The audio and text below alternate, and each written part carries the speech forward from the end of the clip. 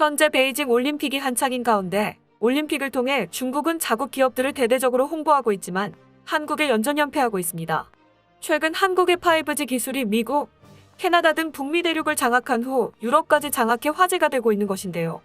특히 영국은 삼성이 선보인 5G 신기술의 화웨이 장비를 뜯어내길 잘했다는 반응을 보이고 있습니다.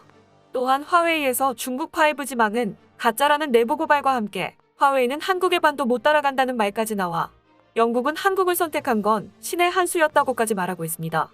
삼성도 탈중국에 이어 탈베이징 올림픽을 하면서 올림픽 마케팅을 포기하자 계속해서 잭팟이 터지고 있는 상황인데요. 반면 일본 3대 대기업은 베이징 올림픽 마케팅에 올인했다가 엄청난 손해만 보고 있는데 한번 자세하게 알아보겠습니다. 얼마 전 통신업계 등에 따르면 삼성전자는 글로벌 이동통신사 보다폼과 영국 서머시주 바스시에서 5G 신호를 송출해 화제가 되고 있습니다. 삼성전자 5G 장비가 유럽에서 가동된 것은 이번이 처음으로 중국의 저가 장비들이 꽉 쥐고 있었던 글로벌 5G 통신시장 공략 기반을 마련했다는 평가가 나오고 있는데요.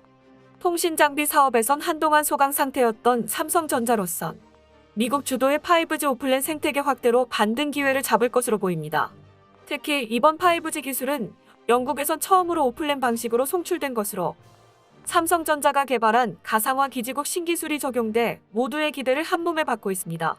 오플랜은 기지국 등 무선 통신 장비의 하드웨어와 소프트웨어를 분리해 서로 다른 제조사 장비 간 상호 연동이 가능하게 해주는 표준 기술을 말하는데요. 오플랜을 활용하면 통신 사업자들이 네트워크를 구축할 때 다양한 제조사 장비를 적용할 수 있다는 장점이 있습니다. 특히 삼성이 개발한 오플랜 기술인 V랜은 기지국을 소프트웨어 방식으로 가상화하는 기술로 기지국 설치에 드는 물리적 비용은 줄이면서 유연하게 활용할 수 있습니다. 삼성전자의 V랜은 기존 하드웨어 기반의 기지국과 동등한 성능을 제공하면서도 효율적인 운영을 돕는 것으로 알려져 눈길을 끌고 있습니다. 그렇기 때문에 세계적인 통신업체인 보다폰이 삼성전자에 먼저 손을 내밀었는데요.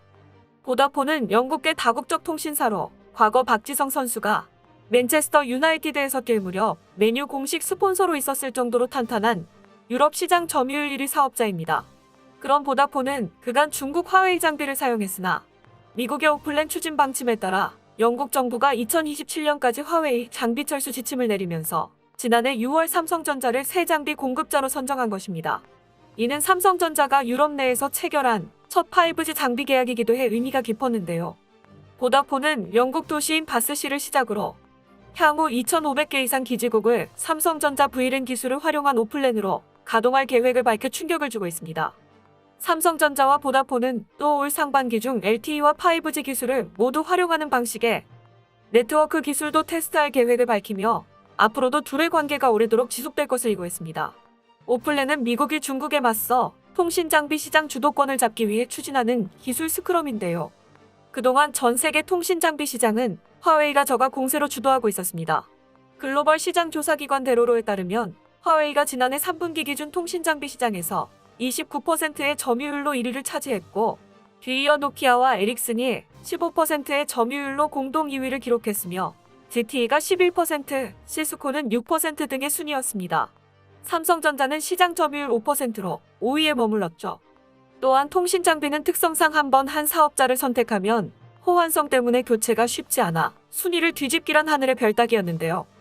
하지만 미국은 여러 제조사 장비를 유연하게 사용할 수 있는 오플랜 생태계를 조성해 시장 질서를 자국 중심으로 이끌겠다는 구상으로 삼성전자의 V랜을 지목한 것입니다. 이에 유럽은 저가 공세로 나왔던 화웨이에 대해 파라웨이를 선언하며 글로벌 통신 사업자들의 오플랜 추진이 본격화하면서 삼성전자가 유럽 내 반등하고 있는데요. 리투아니아의 경우 쓰고 있는 화웨이 스마트폰을 다 버리라는 정부 권고가 나올 정도로 적극적입니다. 여기에 화웨이 임원이 중국 5G는 가짜라며 그 기술이 한국의 반도 못 따라간다고 내부 고발까지 이어져 화제를 모으고 있습니다. 신화닷컴 등에 따르면 화웨이 딩인 상무이사 및 통신망 사업부문 총재는 한 박람회에 참석해 중국은 세계 최대 규모 5G망을 구축했지만 사용자 경험, 보급률, 비즈니스 모델 등 여러 면에서 다른 나라에 비하면 아직 갈 길이 멀다고 말해 중국을 충격에 빠뜨렸습니다. 그러면서 중국 5G 서비스의 문제점을 거짓 미숙함 수준 차이의 존재로 요약해 참석한 사람들을 경악하게 만들었는데요. 딩인 총재는 한국을 예로 들어 중국 5G망의 문제점을 지적했습니다. 그는 한국의 평균 다운로드 속도는 약 600mbps이지만 중국은 270mbps로 한국의 절반 속도에 미치지 못한다고 한국과 중국의 기술 차이가 얼마나 심한지 시사했습니다. 그러면서 딩인 총재는 자신이 속한 화웨이를 비롯해 중국 5G망 사업자들이 한국에서 배울 점이 많다고 중국의 전문가들과 업계 관계자들 앞에서 목소리를 높이기까지 했습니다. 이것 말고도 딩인 총재는 또 다른 문제점으로 중국의 전력 문제를 지적했는데요. 그는 5G 설비를 도입하면 기지국의 전기 소모량이 늘어나 전력망 부담이 가중된다. 그러나 중국은 전체 기지국의 약 32%가 전기 출력이 부족하다. 배터리 용량이 부족한 기지국도 상당수라고 전했습니다. 이날 딩인 총재의 발언은 미국 제재로 스마트폰 사업이 사실상 막다른 골목에 몰린 화웨이에 심각한 경영 환경 인식을 드러낸 것으로 평가됩니다.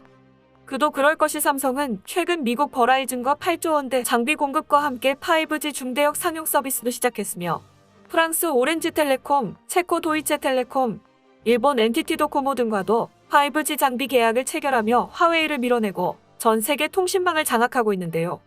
이렇게 삼성이 여기저기에서 잭팟이 터지고 있는 이유 중 하나는 바로 탈중국과 탈베이징 올림픽으로 보는 전문가들도 많습니다. 실제로 일본의 대기업들은 베이징 올림픽 특수를 누려보고자 대대적인 마케팅과 함께 후원을 이어갔지만 기대했던 마케팅을 할 수 없게 돼 울상인 것으로 파악됩니다. 최근 이혼게이자의 신문에 따르면 4일 개막한 베이징 동계올림픽에는 국제올림픽위원회와 도요타자동차, 파나소닉, 브리지스톤 등 일본 대기업 3곳이 월드와이드 올림픽 파트너 후원사로 계약했는데요. 도요타는 대회 조직위 측의 차량을 2,000대 이상 제공했고 브리지스톤은 겨울용 타이어 등을 약 11,500개 후원했습니다. 파나소닉도 방송기기와 프로젝터 외에 선수촌 등에 들어가는 공기청정기, 세탁기 등을 지원했습니다. 그러나 개회식이 열린 4일까지 일본 후원 기업들이 자국 내에서 베이징 올림픽을 주제로 하거나 관련 로고를 사용한 TV 광고물을 선보인 사례가 한 건도 없는 것으로 나타났습니다. 직전인 2018 평창 동계올림픽 당시 1월 중하순부터 2월까지 리크루트, 일본 코카콜라 등 약 30곳의 일본 후원 업체가 2,650차례의 TV 광고를 노출했던 것을 비춰보면 매우 이례적인 현상입니다. 여기에는 베이징 올림픽이 평창 올림픽보다 흥행에 실패한 이유도 있습니다. 최근 미국에서 베이징 올림픽의 시청률이 평창 올림픽 대비 43%로 급감했다는 발표가 나와 화제가 되고 있는데요. 얼마 전 로이터 통신과 온라인 매체 인사이드 더 게임즈에 따르면 미국 내 올림픽 독점 중계권사인 MBC 방송을 통해 TV로 개회식을 지켜본 시청자 수는 1,400만 명이었습니다. 온라인 방송, 휴대전화 애플리케이션 등으로 시청한 사람을 다 합쳐도 1,600만 명에 그쳤습니다.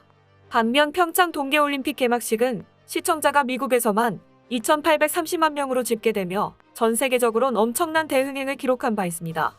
니케이는 신장 위구르 인권 문제 등을 이유로 미국 등이 외교적으로 보이콧을 하는 등 흥행에 실패했으며 베이징 올림픽을 마케팅에 활용하면 오히려 역효과를 낼 것으로 해당 기업들이 우려하고 있다고 전했습니다. 일본의 올림픽 후원 기업들은 작년 도쿄하계 올림픽 당시에도 코로나19 유행으로 개최의 부정적인 국내 여론 때문에 올림픽 활용 마케팅을 거의 하지 못했는데 이번 베이징 올림픽에서는 다른 이유로 같은 처지에 놓인 것입니다. 한 후원 기업 관계자는 베이징 올림픽을 활용한 홍보 활동을 삼가지 않을 수 없는 상황이라며 이런 게 아닌데라고 한탄했다고 니케이는 전했습니다. 또한 통상 올림픽의 특수를 맞았던 일본의 TV 판매 시장에도 이번 베이징 올림픽은 호재가 되지 못한 것으로 나타났는데요. 올 1월 중순 이후에 일본 국내 TV 판매 대수는 작년 같은 시기와 비교해 오히려 5에서 6%가량 줄었습니다. 한마디로 일본 기업들은 문제 많은 올림픽에 승차했다가 낭패를 보고 있는 상황입니다. 가전업계 관계자는 프리미엄 가전을 주로 판매하는 국내 업체들에게는 북미와 유럽 등이 최대 시장이라며 홍보 활동에 나섰다가 친중 기업이라거나 인권 탄압을 옹호하는 기업으로 낙인 찍히면 더 큰 역효과를 불러올 수 있다고 말했는데 일본 대기업들이 그런 상황입니다. 반면 삼성은 과감히 TV 광고 등 올림픽 마케팅을 포기하고 늘상 해오던 선수들에게 폴더블 폰 갤럭시 Z 플립 3 베이징 올림픽 에디션을 선물해주는 것으로 대체했는데요. 전에도 삼성은 도쿄올림픽 당시 고가의 최신형 휴대폰인 갤럭시 S21 5G 도쿄 에디션 17,000대를 아무런 조건 없이 무상 제공했으며 이것에 대한 SNS 파급력은 대단했습니다. 올림픽에 출전한 외국 선수와 국내 선수들이 자신의 인스타그램에 삼성에게 감동이라는 멘트와 함께 글을 올리면서 대중들의 반응은 뜨거웠습니다. 특히나 패럴림픽까지 생각해준 것은 감동이다라는 반응이 가장 많았는데 그 이유는 패럴림픽은 올림픽보다는 인기가 적기에 후원하는 기업이 많지 않기 때문입니다. 이 때문에 삼성은 착한 기업으로 분류돼 당시 삼성 올림픽 에디션은 324만 원까지 폭등했는데요. 현재 삼성은 탈중국에 이은 효과와 마찬가지로 탈베이징 올림픽에도 큰 효과를 기대를 모으고 있는 상황입니다. 끝까지 시청해주셔서 감사합니다. 도움이 되셨다면 좋아요를, 다른 이야기도 궁금하시면 구독을 눌러주세요.